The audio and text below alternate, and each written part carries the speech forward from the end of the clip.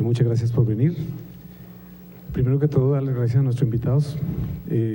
Cuando yo vi El Custodio dije, algún día voy a conocer el loco que hizo eso. Y mire, la vida. Si no han visto El Custodio, están incompletos, ¿ok? Lo mismo diría para Todo el Poder, que es una película mexicana muy importante en el contexto, claro.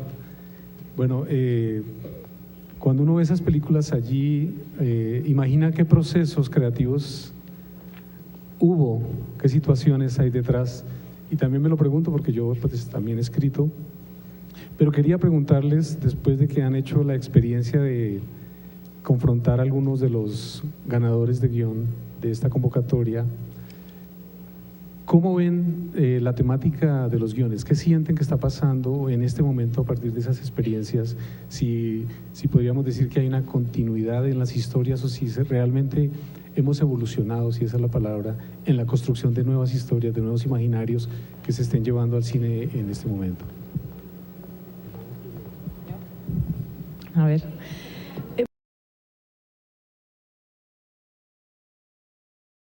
Para el estímulo a Ópera Prima hace 2 años y sí recuerdo que me sorprendió mucho la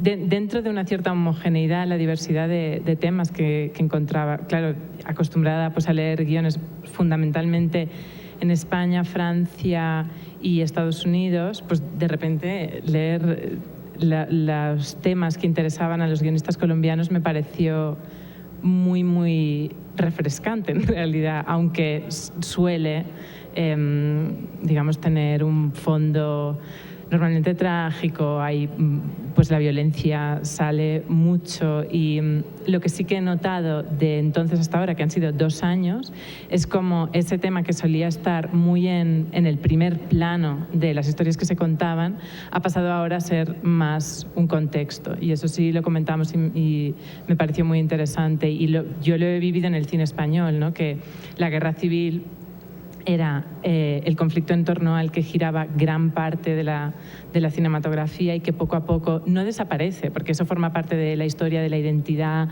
del país y de cada uno de sus personajes y de sus artistas, pero pasa más a formar parte de eso, de la circunstancia, y no es tanto lo primero que uno ve cuando ve la película.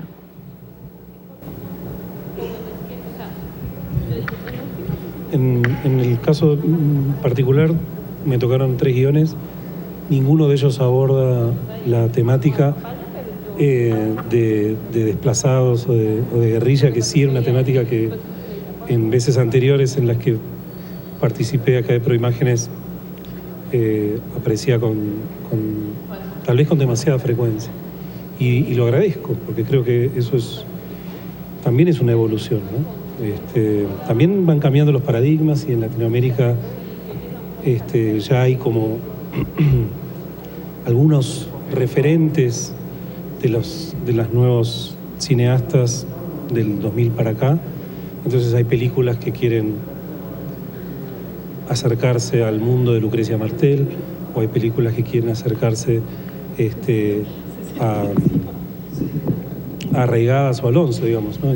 Y me parece que eso también tiene que ver con un tiempo distinto.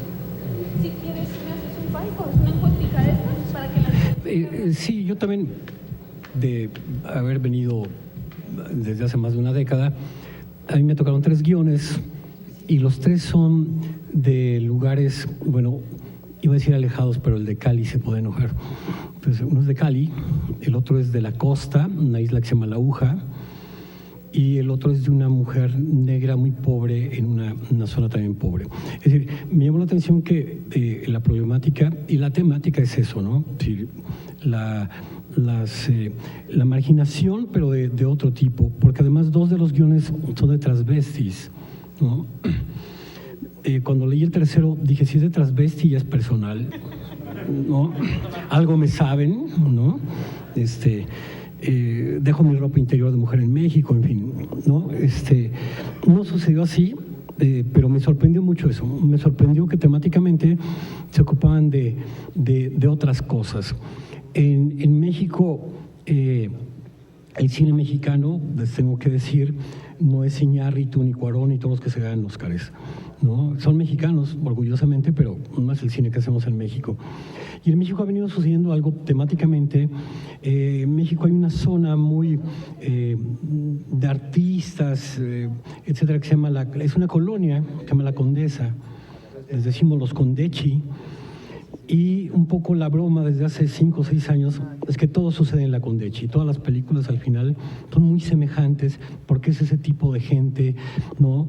Niños ricos que se quieren pasar por pobres pero no pueden soltar la laptop o el smartphone, todo este tipo de cosas, ¿no? Y sus problemáticas son, no sé, van a cumplir 30 años y es terrible esa situación, ¿no? Uno le puso el cuerno al otro, en fin, ¿no? Y son muy semejantes las películas. De pronto uno ve de las tantas películas que se hacen en México, por lo menos 5 o 6 son filmadas en la Condechi. Entonces me da mucho gusto encontrarme en un lugar donde las temáticas varían, son diferentes, y aunque hay esta semejanza, platicando con mis colegas asesores, veo que efectivamente aquí se están moviendo ya otras temáticas. Creo que nuestros países, hablo de toda Latinoamérica, tiene que ser así. Tenemos que movernos hacia otros lados, ¿no? No sé, relatos salvajes de Argentina, en fin, un montón de cosas que están sucediendo y que deben ser la búsqueda de nuevos paradigmas y de nuevas temáticas. Claro. En esa medida me gustaría insinuar, o más bien, sí, preguntar si en la medida en que va evolucionando el desarrollo de un país y va resolviendo tanto problemas económicos o problemas sociales, y de pronto se democratiza más la cultura, los guionistas, pienso en los guionistas, empiezan a mirar más hacia el individuo que hacia la colectividad. Es decir, yo crecí en los años 70 con películas de violencia, como tú la temática era la violencia. De hecho, hay un imaginario en Colombia que el espectador promedio dice que las películas colombianas son violentas. Hay como esa, en la familia dicen todos ellos. Pero yo siento que ahora, y no sé si ustedes lo confirman, hay una mirada, una introspección hacia buscar ese hombre o ese ser latinoamericano que algunas culturas como Brasil, Argentina, México, España, por supuesto, tienen mucho más tiempo ahondando en estas temáticas. ¿Lo están sintiendo ustedes? Pienso en el cine de Alonso, pienso en el cine de Reigadas, en Pedro Aguilera, de pronto en España, donde uno siente que el guión a veces parece que ocupará un segundo lugar para dejar producir otro tipo de cine.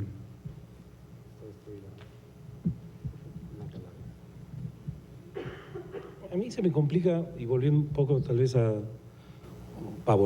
empezando a tomar un poco la cuestión de esta charla que tenía que ver con las temáticas, con el tema. A mí se me hace difícil siempre pensar el tema, ¿no? Hablamos de películas sobre la violencia o películas sobre la guerra de secesión, no sé, películas, digo, y claro, y es como si las películas estuviesen detrás de las grandes cuestiones de la historia, de la crónica de la historia, y dejamos de hablar de cine, ¿no? Entonces, digo, es como hablar sobre la conquista del oeste. Bueno, no sé, hay miles de películas sobre la conquista del oeste, pero hay una sola Liberty Balance de John Ford, digamos, ¿no? Entonces, siempre me cuesta, y creo que el cine latinoamericano, a partir de los años 60, después que se desmorona un poco la industria que había en México y que había en Argentina, sobre todo, y que se replicaba en menor medida en otros países de Latinoamérica, cuando se desmorona eso y aparecen las nuevas vanguardias y aparece la lucha política en América Latina, es como si el cine recogiera ese guante como el cine latinoamericano y estuviera obligado a contar temas.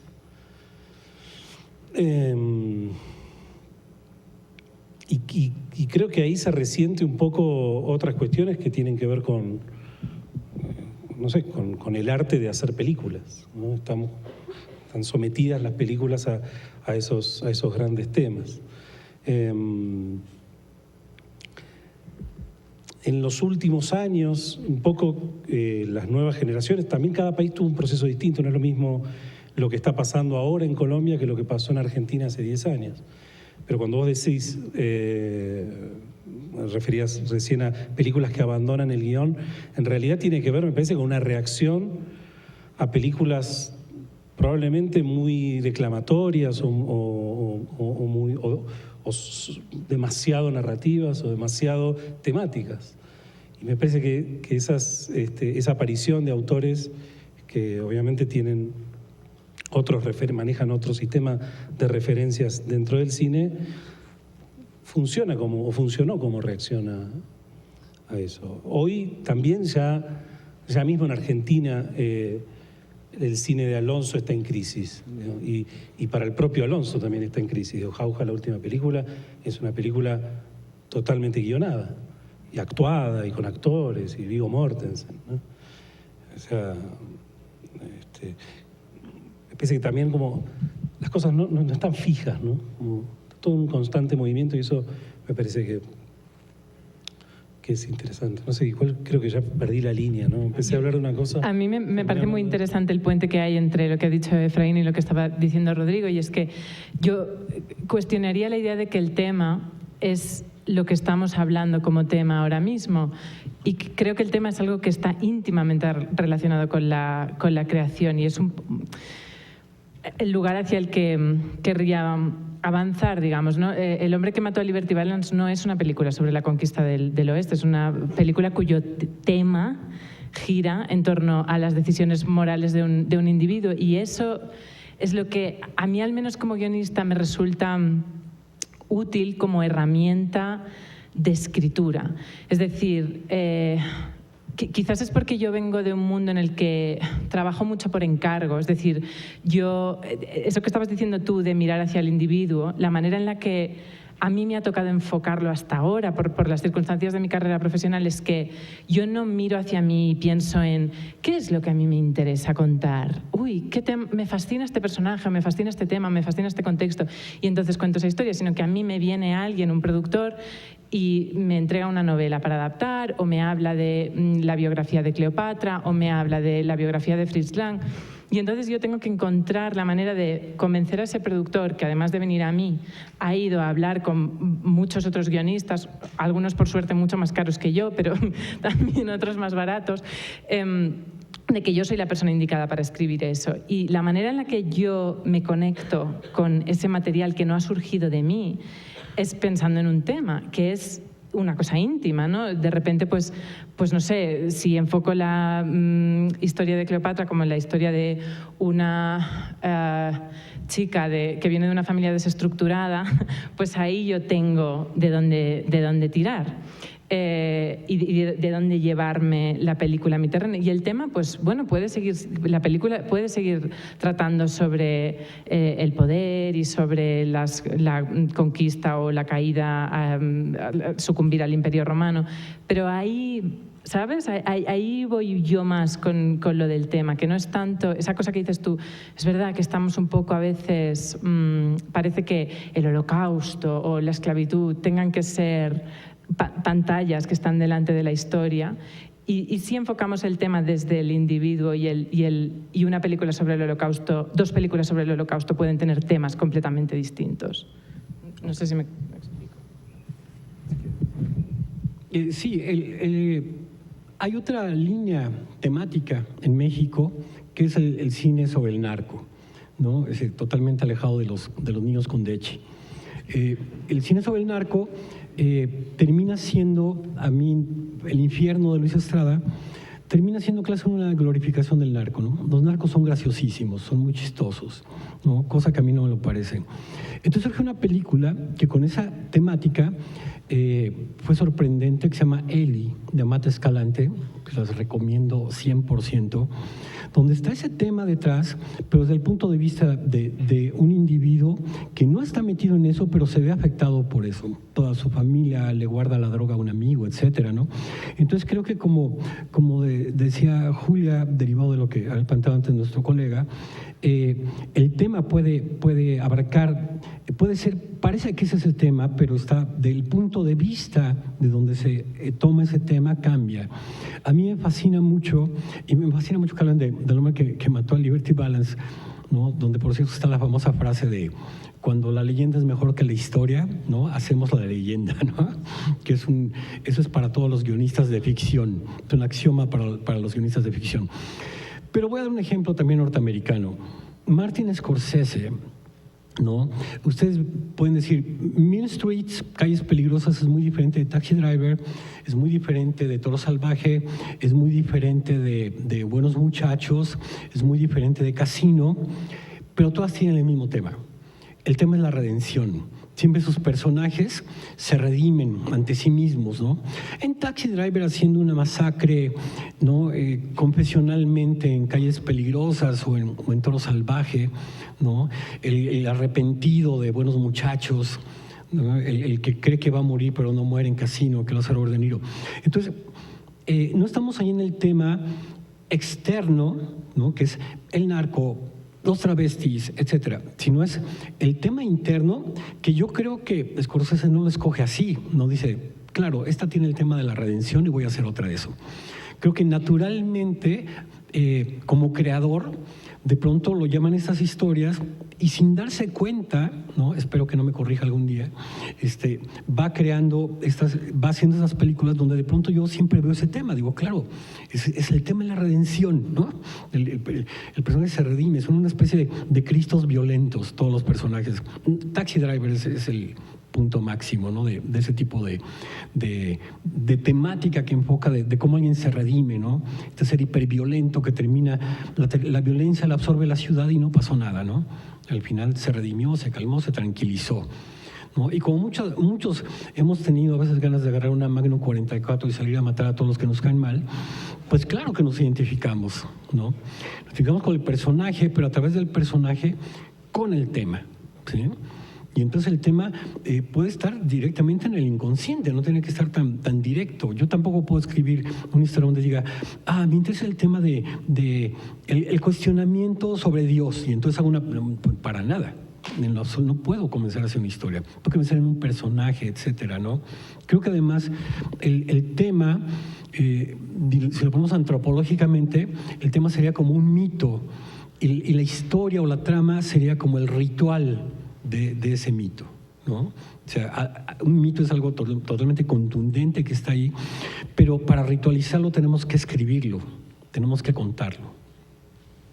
Bueno, yo creo que en América Latina es cierto que está la especificidad de cada película, ¿no? Y eso está clarísimo. Lo que me parece es que en todo caso estamos hablando de dos cosas. Una cosa es el asunto o el drama, o sea, la redención es en todo caso el drama, y otra cosa es la temática, ¿no? Y acá es donde opera también como las imposiciones de la propia industria. Y a veces la industria son los festivales de cine, ¿no? O sea, no importa, pueden ser la taquilla, puede ser la crítica, puede ser los premios. Pero entonces empiezan a pedir temáticas, ¿no? Películas de temática sobre los desplazados en Colombia. Y para mí ese es un problema. Es un gran problema. Es como si no tuviésemos géneros, como si no. Me parece que no tenemos géneros. Entonces recurrimos a ese tipo. Argentina en una época era temática de desaparecidos, dictadura y desaparecidos. Ganaron un Oscar, ganaron en Cannes, con películas que, bueno, eran funcionales a una temática. Es como si hubiese como... Sí, por ciertas necesidades, por ciertas imposiciones.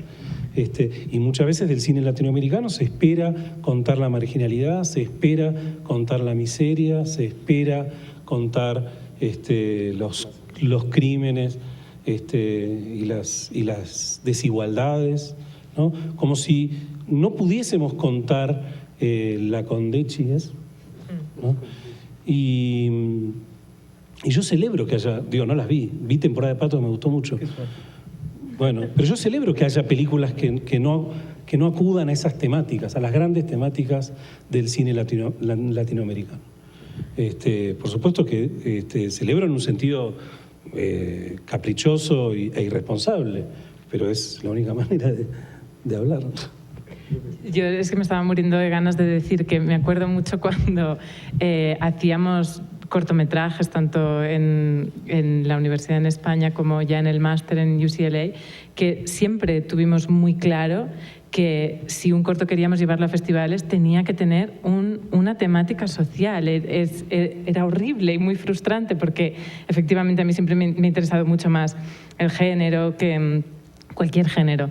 Y la otra cosa, y recuerdo mucho cuando descubrí en la carrera que el cine de autor no tenía por qué ser solo el cine de temática social y que John Ford era un autor y que efectivamente Martin Scorsese es un autor en la medida en que entendemos un autor como una persona que utiliza cuyo arte repite una serie de patrones y explora una serie de temas constantes. O sea que es que no puedo estar más de acuerdo. Para salvar a Temporada de Patos no es una película con Condecchi en lo absoluto. Es una gran película. No, tampoco. No es un barrio totalmente marginal.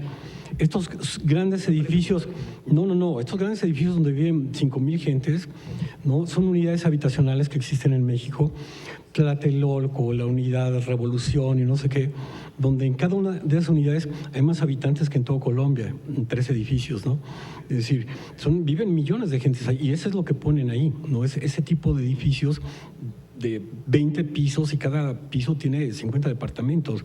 Nada que ver con ese cine. A mí me gusta mucho la película, ¿no? de Temporada de Patos, porque además pone estos personajes efectivamente como olvidados por sus padres, olvidados por todo el mundo, ¿no? La chica que celebra su cumpleaños ella solita, el vendedor de pizzas que se pela con el otro porque no le quiere pagar la pizza y llegó tarde, en fin, ¿no?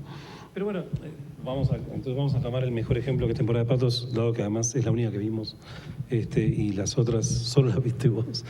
Se ven mucho.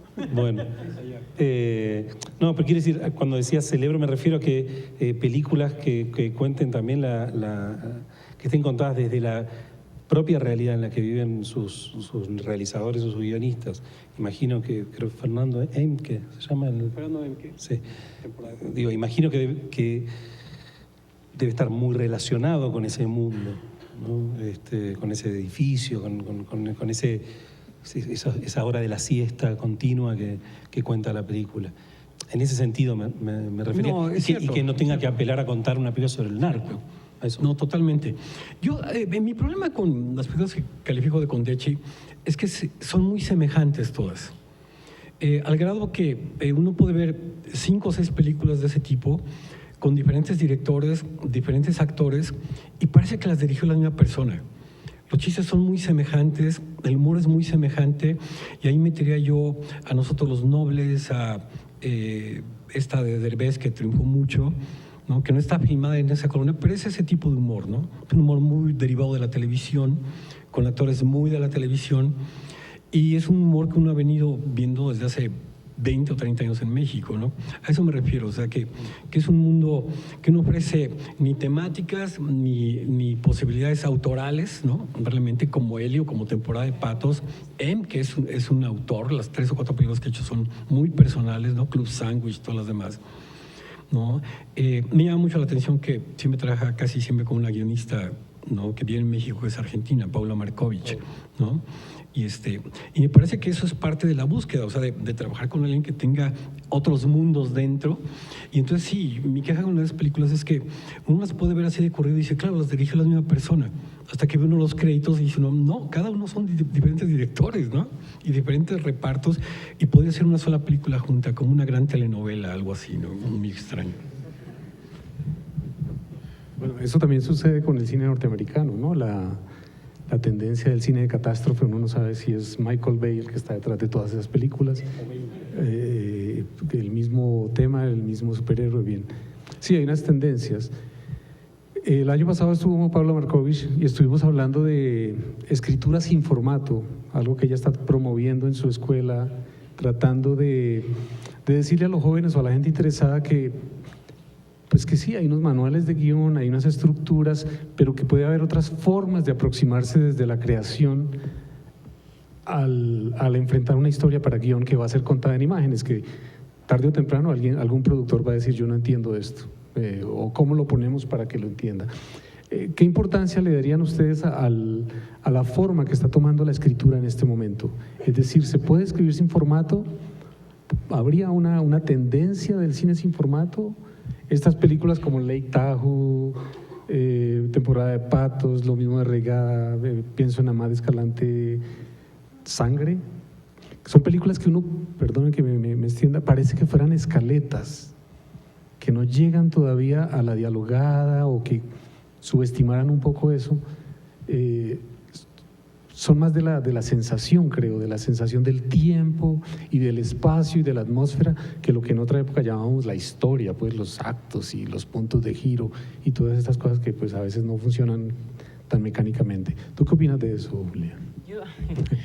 Yo opino que es un poco como si Picasso hubiera empezado a intentar dibujar las señoritas de Aviñón. O sea, yo pienso que eso es más difícil de hacer y desde un plano teórico no lo sé, porque yo soy una persona muy práctica, pero desde el plano práctico, y si yo estuviera dándome un consejo a mí misma hace 10 años, me diría a mí misma, empieza con lo que sabemos, con lo que ha funcionado durante 100 años y luego ya te desviarás. E incluso cuando te desvíes, como Picasso, tienes que saber de qué te estás desviando y por qué lo estás haciendo.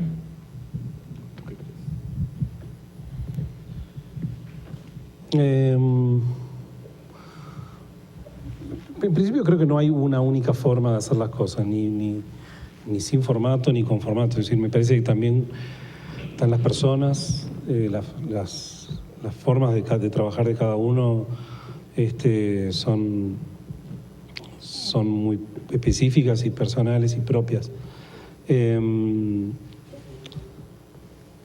Yo puedo contar brevemente una experiencia que vengo haciendo hace varios años como docente en la universidad, de donde surgió esta película colombiana que se dio en Cartagena, que se llama Días Extraños, de Juan Sebastián Quebrada, es decir, hace 5 años me ofrecieron dar de la materia de dirección en la Universidad del Cine de Argentina, la última, o sea, la del 5.º año, son 5 años, la del 5.º año, junto con otro realizador que se llama Juan Villegas.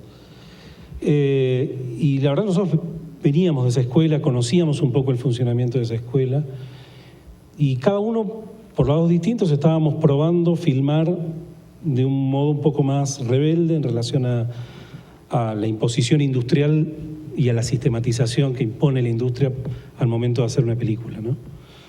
Básicamente, no partiendo necesariamente de un guión, pero es de ideas un poco más sueltas. Entonces, en ese momento nos convocan a los dos para dar clase y pensamos que era bueno llevar un poco eso que estábamos probando, intentando, a la clase.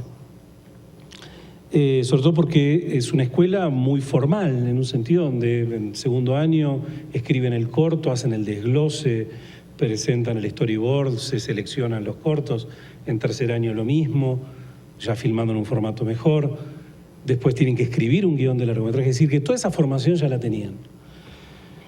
Pero lo cierto es que las nuevas tecnologías permiten también acercar la posibilidad de que filmar no sea algo tan esporádico, ¿no? Que sea algo más familiar. Que filmar, que agarrar una cámara, que uno pueda tener la relación que puede tener un pintor o un escritor. Y a mí me pasa, yo ejercito mi profesión muy poco.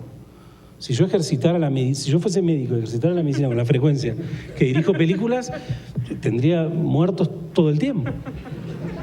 Entonces, frente a esa situación, se nos ocurrió empezar a generar proyectos personales de cada uno de los alumnos a partir de cosas que iban filmando con consignas que les íbamos dando. Y en determinado momento, consignas muy disímiles del documental, del ensayo, de la ficción. Podían escribirlas o no, no importaba. Pero lo cierto es que tenían que filmar una escena o una secuencia de 7 minutos en 15 días. A la mitad del año veíamos que había gestos en cada uno de esos ejercicios que uno podía, había como un denominador en común en cada uno de los alumnos. Entonces, nuestro trabajo era poder detectar ese denominador en común y empezar a proponerles, ok, vos filmaste tu casa, filmaste a tu tía, que justo había venido a visitar, y hiciste un documental de 5 minutos sobre tu tía en tu casa, y hay algo de eso que de repente se vuelve muy verdadero. ¿Por qué no volvés a filmar a tu tía, pero en la casa de ella? Y así las devoluciones. Y empezaban a surgir películas muy frágiles, que tenían otro origen muy diferente al del cine que conocemos todos, y muchas veces también eran proyectos que fracasaban. Pero yo creo mucho en el fracaso. Me parece que el fracaso es una buena alerta en el trabajo, ¿no? Porque es la posibilidad de que aparezca algo que no habías pensado. Entonces, bueno, digo, en relación a eso, perdón que me extendí y conté esta experiencia, pero me parece que es lo que puedo decir sobre la escritura en nuevo formato. Yo estoy experimentando eso con alumnos desde hace 5 o 6 años y está dando resultados. O sea, hay películas hermosas que salen de la nada. Muchas películas colombianas, porque está lleno de colombianos. Así que eso. Y mi última película es una película que filmé prácticamente sin guión, que se llama Rainbow. Para ti esa pregunta, ¿cómo enfrentarías el paso al productor? Porque esto podría funcionar en un... Por supuesto, funciona la escritura sin formato funciona en un formato, que es el cine independiente de autor. Salvo algunos productores, pero que también pertenecen al mundo independiente o al mundo del cine autoral, que se la juegan y que bueno, ven en un realizador una pasta, un talento ahí que puede significar algo interesante o importante.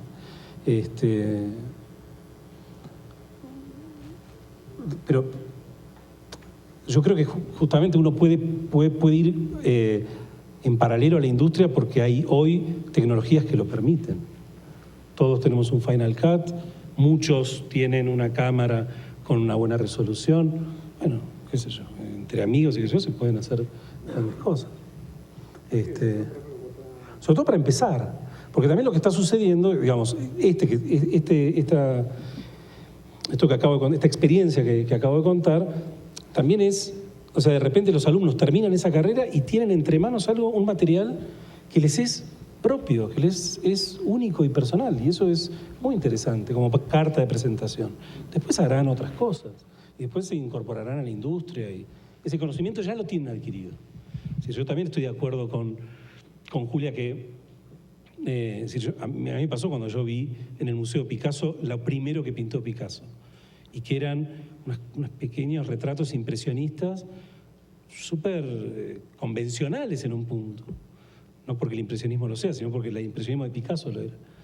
Y bueno, y en el museo vas viendo como su evolución, bueno, y es fantástico, ¿no? Pero... A propósito de que mencionas los nuevos medios, yo creo que también habría que pensar que no todos los guiones deben terminar en la pantalla grande, que es una tara que nos han, pues la industria, el proceso de asimilación al mercado, pero creo que desde este nivel donde los estudiantes están buscando y tienen las ventanas, yo creo que deberían arriesgarse a no esperar hasta la pantalla grande. Yo pertenezco a otra generación y no supe de otra forma, pero yo sé que ahora pueden escribir para la webserie o para hacer sus propios productos y pues subirlos ustedes mismos y encontrarse con unas narrativas que de pronto está el medio, está el canal allí esperando cosas nuevas, novedosas, de consumo muy rápido, a veces muy trascendentes, a veces muy banales, a veces no sirven para nada, pero sí hay, lo digo porque enseñamos, y lo defiendo muy bien, enseñamos lo clásico en la escuela. Estamos todavía en ese proceso, a pesar de que el cine viene cambiando desde hace mucho, pensamos en lo mismo, la gente tiene que conocer las estructuras para poderla cambiarlas o revolucionarias. Pero de mi generación a la de ustedes hay esa gran ventaja, y es que los nuevos medios están allí, hay una cantidad de aparatos y de productos y de ventanas para publicitar lo que están haciendo, que no tiene que pasar por una corrección de color, por una postproducción de sonido, por una campaña publicitaria, por todo eso que lo que hace es poner talanqueras a que algún día la gente vea tu película. Vamos a hacer una ronda de preguntas. No sé si este micrófono se puede desconectar y lo llevamos al público, o por allá tenemos uno. Si alguien quiere preguntar, aquí hay una, adelante, Andrea, atrás, bueno, el micrófono está atrás, vamos por allá. Hola. Bueno, yo me quería devolver un poquito a algo que estaban hablando hace un momento, lo mencionó Julia, lo mencionó Rodrigo también, y era el asunto de la reflexión social, la problemática social que por supuesto marca muchísimo el cine que se hace particularmente en Latinoamérica, ¿no? Y es que el asunto es que me parece que la reflexión social no excluye el género, es decir, el hecho de pensar en un cine que se quiera llevar a festivales, o más bien un cine que tenga que tener una reflexión social para que pueda estar en un festival, no significa que no pueda pertenecer a un género. Por supuesto que tenemos el asunto del cine de autor, y por el otro lado está también el asunto de los géneros muy marcados que por supuesto nos ha vendido y nos ha venido vendiendo el mainstream hollywoodense, pero creo que el cine que es tendencia también, muy, insisto, de Latinoamérica, que tiene ese componente social, que lleva esa reflexión social, que pertenece a una cantidad de problemáticas, valga la redundancia y la insistencia, sociales de los países latinoamericanos, puede permitir también esa posibilidad de poderlo enmarcar en un género como tal. Creo que tenemos un ejemplo muy, muy fuerte en este momento en las salas de cine colombianas, y es la película de Lisandro Duque, El soborno del cielo. Creo que es una película que tiene una reflexión social bastante importante frente al daño, esta es una opinión por supuesto mía, al daño tan grande que la iglesia y las creencias religiosas le han causado a una sociedad como la colombiana, ¿no? Y tantas taras y tantas problemáticas y tantos atrasos y retrasos culturales y sociales que la iglesia como tal ha generado.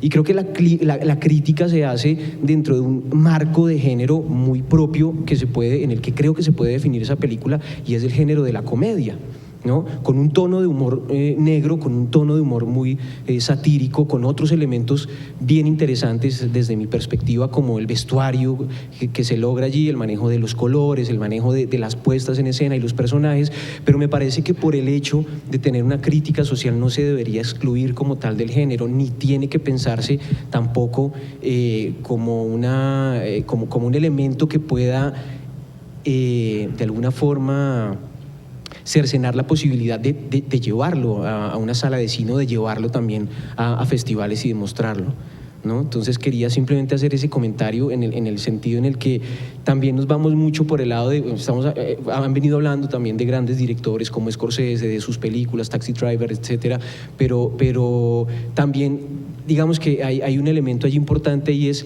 como todo ese cine, que por supuesto es interesantísimo, que por supuesto también nos ha marcado mucho en el proceso de formación como cineastas, de cinéfilos, etcétera, pero también ha pertenecido a otro cine de otra cultura, que es la estadounidense y la norteamericana, con unas problemáticas bien diferentes en su mayoría a las latinoamericanas. Entonces creo que sí, el género es, o más bien lo social, no debe de ninguna manera excluir la posibilidad de enmarcar una película con un género determinado, y que eso pueda también tener un impacto, pues, obviamente social.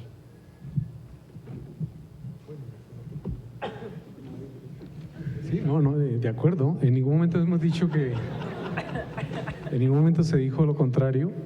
Lo que tratamos, o creo yo que se debe pensar, es que si hablo del cine colombiano y de una tendencia, y es que casi un 70% de lo que se produce parecería que saliera de una tentación por hacer cine de autor. sin haber pasado por el cine de género, pues si es que existe esa división. Toda película es de autor, la que cualquiera, es de un autor que tiene una mirada y una propuesta sobre el mundo que ve. Ahora, no pelea que tú manejes el género de terror, de misterio, de musical, del western, y en esa película incluyas un discurso social. De hecho, los clásicos son eso. Son películas que mantienen las preguntas vivas, las preguntas que nos hacemos todos los días. El problema es que, creo yo, lo siento en algunos autores, es que antes de arriesgarse a lo que tú decías, conozcamos los principios básicos para contar una historia, de pronto se lanzan al discurso y prima el discurso sobre lo cinematográfico. Y ahí me molesta mucho, porque cuando yo voy al cine voy a ver películas, a ver cine, a recuperar esa magia. Y dentro de esa magia va una cantidad de cosas, pero a veces cuando vas a oír discursos políticos o estéticos, pues sales como un poco desconcertado, vacío, y dices, bueno, parece la película de un estudiante, a veces sin ofender a nadie, claro. Bueno, yo tengo una pequeña reflexión, o no sé si es sin ánimo de ponerme muy técnica, creo que sí que, obviamente estoy totalmente de acuerdo con... No he visto la película que mencionas, pero sí, obviamente el género no está reñido con la temática social, pero sí que añadiría el matiz de que estamos hablando grosso modo y pues sí, hablando de cine de género y cine de autor como si fueran, obviamente, creo que todos nos estamos entendiendo, pero sí que diría que cuando la temática social cobra, bueno, que por lo general el cine que se hace, que se viene haciendo como cine comercial, prima el individuo como dueño de su destino, ¿no? La acción del individuo tiene unas consecuencias. Y en el cine que tiende a abordar temáticas sociales, el contexto social y la circunstancia del individuo tiende a poder sobre dicho individuo. Es el único matiz que añadiría, que creo que es uno de los motivos por los que a veces, hablando mal y pronto, podemos hacer esa distinción, ¿no?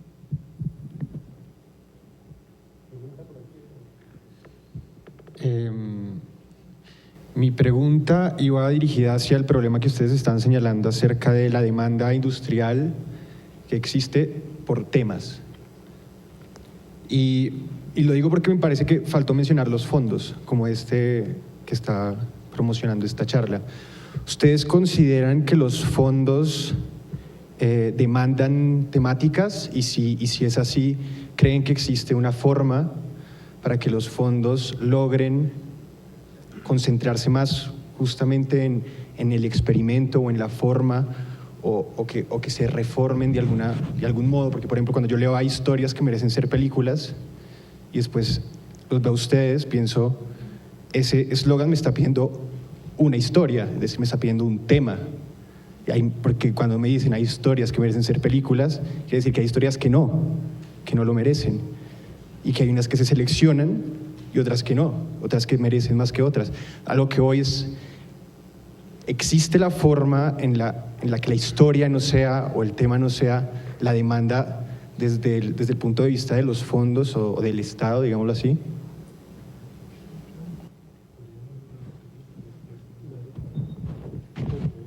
Comienzo yo porque yo he pasado por todo el proceso, a mí me ponen de ejemplo a veces porque yo empecé con el guión, después la realización, la producción, todo el proceso y ahora viene el lanzamiento y he sido jurado en varias ocasiones y yo creo que no hay en Colombia una convocatoria más transparente que la del Fondo de Desarrollo Cinematográfico.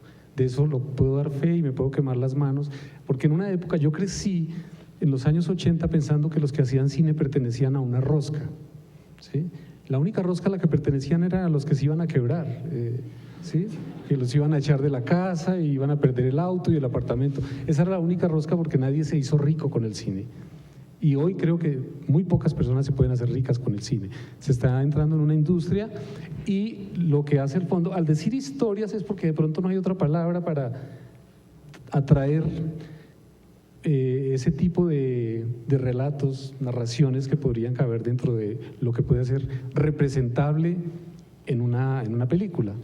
Porque también como jurado he visto diversidad de historias.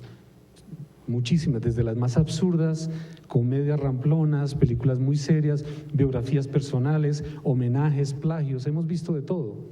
Entonces, para eso se trae un jurado internacional de actualidad que tiene una mirada muy transparente y muy distante sobre lo que está pasando en el medio, y pueden decir, a mí me gusta esto y a mí no me gusta esto, y uno puede decir, pero es que esa película ya se hizo en Colombia. Bueno, pero hay una discusión muy democrática y es bastante difícil poder sacar los seleccionados que van a recibir la motivación económica para que trabajen en su película. El fondo nunca ha impuesto una directriz, una editorial temática, al contrario. Si ustedes ven lo que se ha hecho con plata del Estado, si ustedes ven La Sociedad del Semáforo, sí, es una película muy irreverente, muy antipolítica, antitradicional. Es una película que defiende y denuncia, y hay muchas películas hay mitos, hay películas tradicionales, se está buscando variedad, inclusive se piensa en el tema de los públicos, porque antes se pensaba que solo las películas que recuperan el dinero son las que vale la pena premiar. Eso se replanteó, en el fondo hicieron un premio especial para películas que van a tener más apoyo, no porque sean mejores, sino porque le van a facilitar al realizador su producción, le van a dar más dinero, no es porque se acomode a lo que el ministro piense, no creo, lo digo. Creo que no fui claro. Es que yo estoy convencido de que es así, yo hablo de como una especie de censura antes, que aparece cuando uno va a presentar una película al fondo, cuando uno se va a presentar una convocatoria. Entonces, como digamos que uno siente que quizás para presentarse al fondo necesita, lo mismo que con los festivales, tener una cierta temática que le interese de movida, no a los jurados internacionales que ya reciben los proyectos, sino al primer filtro. Y en ese primer filtro creo que aparece una especie de censura en el que está presentándose, que es, bueno, me estoy presentando al fondo, ¿qué puedo yo presentar al fondo? ¿Qué le interesa al fondo que se haga o que una persona presente? Entonces, desde ahí formulo mi pregunta, ¿cómo lograr que el fondo logre despertar ese espíritu de experimentación y de novedad desde la editorial, digamos? Sí, a eso me refiero. Aquí viene Andrea, que es la representante, el fondo. Bueno, mi nombre es Andrea Fanador, soy la directora de programas del Fondo para el Desarrollo Cinematográfico y de Formación. En cabeza mía está todo el tema de convocatoria, todos los programas de formación que se manejan desde Proimágenes. Respecto a la pregunta que tú haces, la respuesta es: no existe ningún tipo de censura temática. De hecho, la convocatoria, como está publicada y desde hace más de 10 años que la venimos haciendo, la temática es completamente libre para todas sus modalidades, por un lado, y por otro, la revisión que se hace desde Proimágenes de la documentación que ustedes envían es estrictamente formal, es decir, es de papeles. Cédula sí está, sinopsis está, storyline está, presupuesto no está, se quedó porque no presentó presupuesto, qué vaina, pero jamás por una temática específica. Sí, quería comentarte que en México también hay toda esta serie de fondos del Estado y para decirlo rápido, un mismo fondo puede apoyar una película de arraigadas, que si hay películas extrañas son las de arraigadas, una Condechi, una comedia inútil, ¿no? Una de terror, ¿no? Un remake de una película, nosotros los nobles es un remake de una película de los años 50 que se hizo en México con los hermanos Soler, se hizo un remake, todo el mundo sabe que es un remake, o pueden apoyar una película totalmente histórica, ¿no? De la Revolución en México. Bueno, es una temática que no podemos discutir. Si cada año nos hace una película de la Revolución, no es cine mexicano. Entonces se tiene que hacer, ¿no? Entonces el mismo fondo apoya todas esas cosas diferentes, ¿no? Esta censura previa de la que tú hablas, bueno, pues le pertenece a cada quien, pero no debería suceder. Yo he presentado y me han rechazado proyectos, pero bueno, que es una película de terror y presento una película de terror. Si alguien me dice es que eso no va a pasar, pues no sé, tal vez, ¿no? Pero se hace todo tipo de cine con un mismo fondo del Estado. Sí, hay una diversidad ahí que lo permite, ¿no? Yo quería sumar lo siguiente. Me tocó ser jurado alguna vez del Fondo de Desarrollo Cinematográfico. Jamás recibí una bajada de línea de nada. O sea, elegimos todos extranjeros y algunos colombianos. Elegimos los proyectos que consideramos que eran los mejores. Pero me parece que vos te estás refiriendo a otra cosa, y me parece que eso es lo interesante, como a una especie de statu quo del cineasta, y que tiene que ver con lo que venimos hablando, con un imperativo categórico del cine latinoamericano. Y ahí aparece de nuevo la temática. Casi como que si... A mí me pasó una cosa, voy a comentar. El año pasado vi en Cali una película colombiana, me gustó mucho, se llama Gente de Bien. Sin embargo, venía viendo esa película con mucho placer, hasta que en un momento la película empieza como a querer significar ese sentido que trabaja en su atmósfera, ¿no? Que es la diferencia social. ¿La vieron? ¿No la vieron? Vayan, vean cine colombiano. Yo veo cine colombiano. No, y lo que me pasó con esa película, que es una película que está muy bien dirigida, muy bien actuada, muy bien realizada, es novedosa, creo, incluso para el cine colombiano. Me pasó que en determinado momento, minuto 60 de la película empieza como empieza a darle espacio a eso que viene callando, que es la diferencia social. Y ahí la película a mí se me volvió como ese imperativo categórico. Bueno, ahora tengo que decir y señalar aquello de lo que estoy hablando. Y la película era mucho más interesante antes. Era mucho más interesante. Entonces, estoy seguro que ese cineasta, que ahora no me acuerdo, Franco Loli, estoy convencido que es un gran cineasta. Pero probablemente en algún lugar ese tipo estaba contando otra película. Y en algún lugar, esto es una suposición, y es una ridiculez también suponerlo, pero en relación a esa especie de autocensura, tal vez la palabra censura es demasiado, tal vez hay que pensarlo tal vez en estrategias, en conveniencias, y ahí está el problema en todo caso. ¿Qué pasa si Gente de Bien no explota todo lo que explota hacia el final? Si se mantiene en esa cotidianidad, la película ya lo estaba diciendo con mejores armas. Entonces, el hecho de hacer emerger la problemática social de un modo tan directo, me parece que tiene que ver con algo de lo que, me parece que con algo de tu pregunta y con algo de lo que estábamos hablando antes. Sí, puede ser que a veces se escucha más al guionista que a los personajes, ¿no? Que queremos decir muchas cosas, sobre todo en este país donde hay tanto que decir, uno a veces cree que tiene que hacerla, me lo decía alguien haciendo el ridículo, pues ridiculizando la situación, y era que como solamente ibas a tener una oportunidad de hacer una película, tendrías que hablar de todos los temas y denunciar todos los crímenes que se han cometido en Colombia. Entonces uno pues habla de violencia, de narcotráfico, de prostitución, de abandono, pero pues está exagerando. Pero en una época sí se hicieron películas donde había una frase que yo odio, y a veces la veo en televisión, y es que un personaje se queda mirando a la cámara y dice, es que este país nunca saldrá, y dice, no, eso ya no, el cine no está para eso ya pasó. Yo iría por otro lado complementando tu respuesta, y es que sí creo que hay una tendencia de la narración mundial. Es decir, no es lo mismo una película de Amat Escalante o de Lisandro Alonso que una película de, ¿quién les digo yo?, que sea un poco más convencional, de Pablo Stolz, pienso yo, o de Campanella, que reproducen, digamos, esquemas lógicos, el thriller, el género se respeta, los lugares, son películas exitosas y efectivas. Y cuando uno lee como jurado, de pronto la estructura mental a veces busca un esquema, y algo que rompa con eso sería muy difícil de negociar en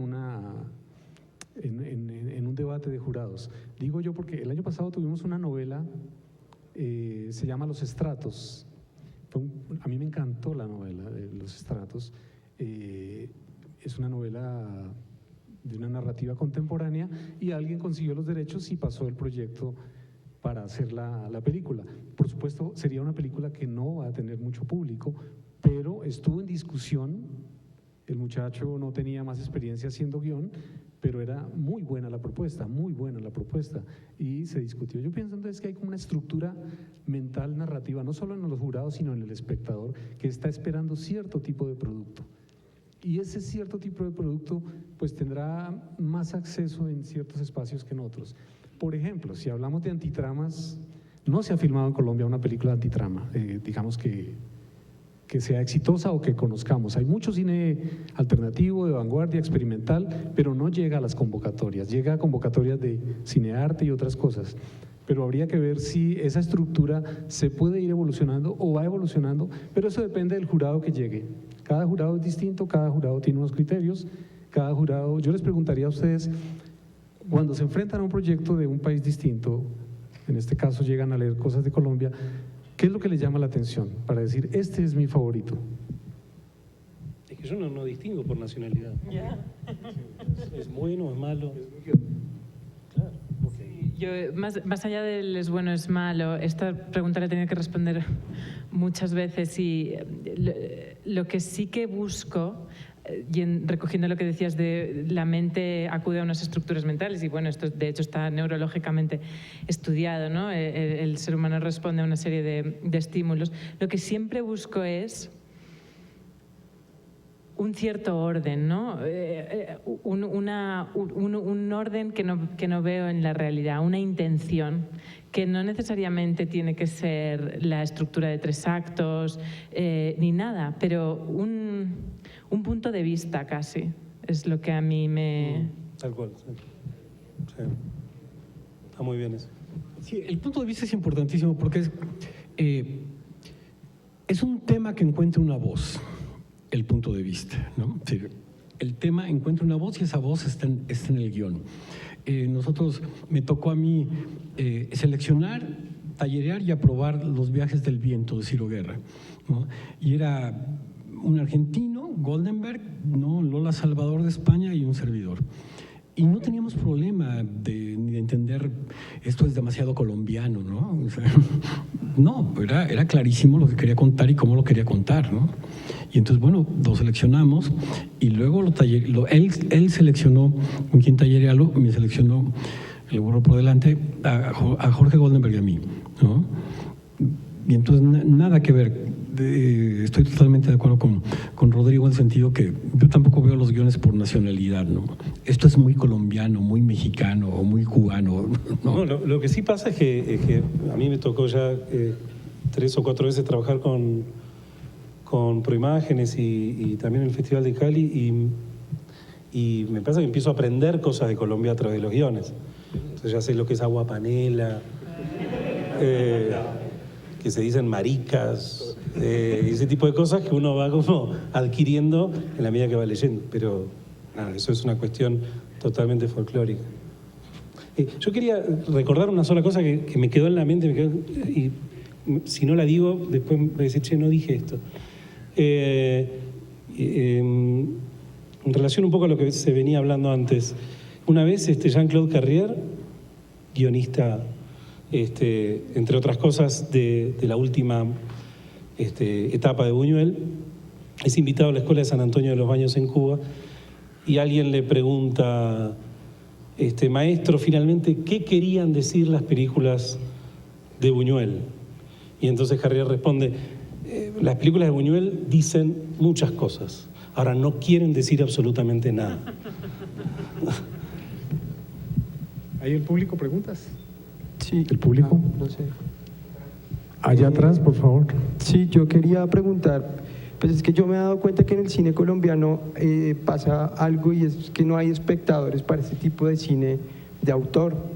Y es complejo porque bueno, digamos que hay gente que sí se ha preparado, ha ido a escuelas o tiene una afinidad con el cine, pero hay mucho cine que no se ve, hay películas que duran en cartelera una semana y pues es complejo. Digamos que pasa con Ciro Guerra, que la gente sí fue, pero no fue al principio, sino después de que la película estuvo nominada.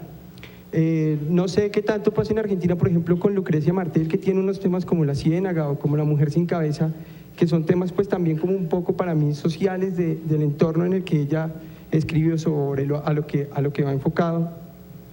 Pero el cine, digamos, no, o sea, la gente no está preparada, digamos, siento que mucha gente como espectador no está preparada y las películas colombianas pasan en vano en las salas de cine, que también pues es como la búsqueda, ¿no? Entonces, a pesar de que hay muchos festivales nuevos y a pesar de que Colombia ha crecido con festivales de cine experimental y en cada ciudad, pues no sé, que también la pregunta va enfocada a que ustedes apuntan al momento de leer la historia, si también se está pensando en que esas películas cumplan con unas expectativas con los espectadores, si esas películas funcionan en la pantalla, porque de pronto pues se quedan como muy ahí y la gente no las ve. O sea, también entiendo que los festivales son grandes, no sé cómo decirlo, plataformas o lugares para que la gente vea cine, pero no hay muchos espectadores que en las películas en Colombia pasan, y no sé cómo suceda también, no sé, en México, pues uno tiene más llegada a Iñárritu o bueno, pero bueno, Admet Escalante, que se llama el de ese cineasta, también ha hecho un cine, no sé si también allá suceda lo mismo o en España suceda lo mismo con el cine de autor, que es un cine que no se va, que la gente no está preparada para ver. Lisandro Alonso con Liverpool, bueno, todas esas películas que son un poco complejas también en el sentido de que tienen conceptos más semióticos o más sociales que muchas veces escapan porque la gente no entiende ese tipo de cine al que se está. Yo no hablaría tanto de la gente ni le pondría ese problema a resolver al espectador. Es un problema de distribución. Las películas de Reigadas, de Amat Escalante y otros cineastas de ese tipo, a mí me gustan mucho. Comercialmente son unos fracasos totales, porque salen con 10 copias o con 5 copias. Cansada de besar sapos o nosotros los nobles, que son el cine del que tanto me quejo, salen con 250 copias. Tan solo por ese elemento, en una ciudad donde somos ya como 30 millones de habitantes, pues más gente va a ir a ver esa película, porque está más en la oferta misma. Ni siquiera me atrevería a decir, es que no le gusta a la gente ese cine. Dice, no, pues es que en contra de 5 copias que salió Sangre, por ejemplo, contra 250 de Cansada de besar sapos, pues claro que cómo vas a ver la de Amat Escalante, no hay manera de verla, ¿no? Y el sistema de exhibición que está en manos de... son hombres mexicanos, Ramírez y gentes que manejan Cinépolis. Detrás de ellos están las majors norteamericanas. Realmente están pensando dónde van a estrenar El Hombre Araña 4, ¿no? Y entonces El Hombre Araña 4 sale con 2,000 copias. Cansada de besar sapos con 250 y la de Amat con 5 copias. Nada más por esa simple razón piensa quién va a ver más cuál película. Tú llegas a un cine de estas complejos donde hay 20 cines, en 15 está El Hombre Araña 4, ¿no? En otra está la comedia gringa de moda, la otra es de Pixar. En una sala está la de Amat Escalante a las 9:30 de la noche, nada más. Pues claro, llegas y, ¿no? Si vas con tu novia, en mi caso con mi esposa, y uy, son las 7, ¿no? Bueno, pues veamos Cansada de besar sapos o veamos El Hombre Araña 4, se fue con los niños, ¿no? Es un problema también de distribución. Y otra cosa, bueno, ahí mencionas el tema de la formación de públicos, ¿no? Pero yo creo, exagerando un poco, que todo el cine de autor en el mundo está condenado. O sea, los públicos para el cine de autor siempre serán reducidos. O sea, yo creo que Godard, hagamos el ejemplo de Amélie, que es una película que podríamos llamar comercial, muy exitosa. Creo que en Francia en su estreno tuvo 100,000 espectadores. O sea, uno pensaría que que iba a ser, tuvo que pasar una cantidad de procesos para que empezara a conocerse en todo el mundo. Pero el cine de autor siempre tendrá un público muy reducido. Y aquí llego a una reflexión desde la escritura, y es que cuando tú te sientas a escribir un guión, tú tienes que ya estar pensando qué tipo de película estás haciendo, a quién le vas a dar esa película. Porque si estás en el parámetro del cine de autor, si es que eso existe, pues sabes que de pronto no vas a tener un distribuidor o un productor que se interese. Pero si vas a ser Rápido y Furioso, pues habrá gente detrás de ti todo el tiempo molestándote, ya está el guión, Entonces, si miramos en proporción lo que sucedió con El abrazo de la serpiente aquí en Colombia en su primer estreno, hizo 47.000 espectadores, que fue un número, ya en Colombia llegamos de un momento a pensar que 350.000 era muy bien, después 200.000 y el año pasado, que fue un año muy irregular, la gente ya empezó a decir, ojalá lleguemos a 10.000 con mi película. El abrazo hace 47.000 en su primer fin de semana con 50 copias, mientras que Rápido y Furioso hace 2 millones algo con 700 copias.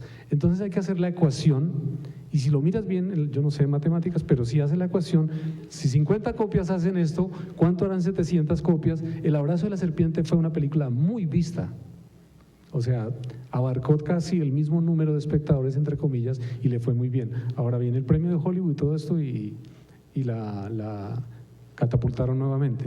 Pero creo que cuando escribes una película tú sabes para dónde vas.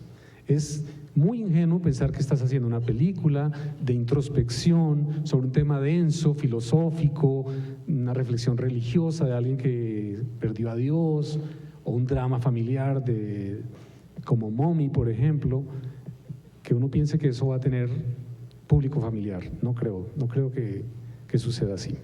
Nada más un agregado de trivia. Blade Runner en 82 fue un fracaso comercial. Total, fracaso comercial. Bueno, Hitchcock perdió plata con ese caso.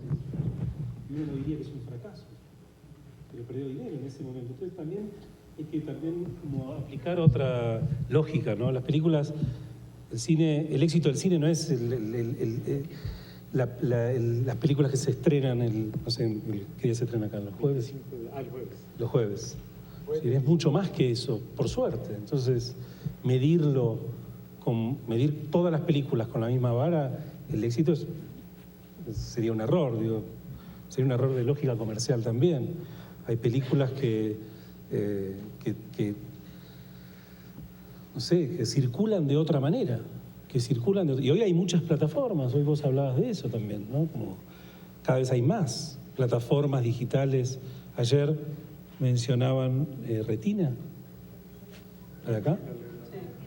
Bueno, ok, en Argentina ahora ya también hay otra plataforma que para hacerle competencia o para complementarse con Netflix, ni siquiera es competencia.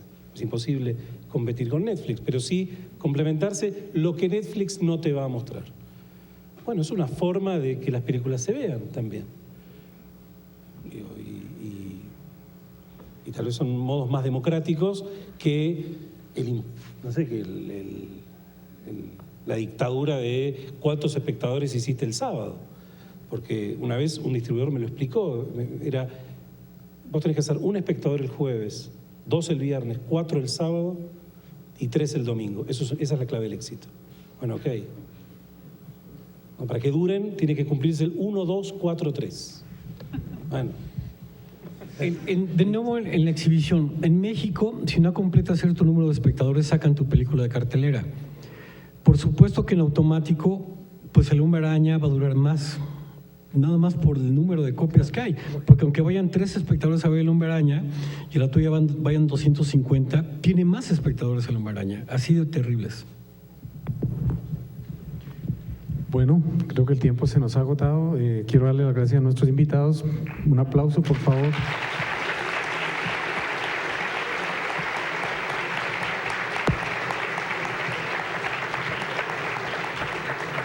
Y ya viene la convocatoria al fondo. Por favor, pónganse a escribir para que empiecen a presentar sus proyectos.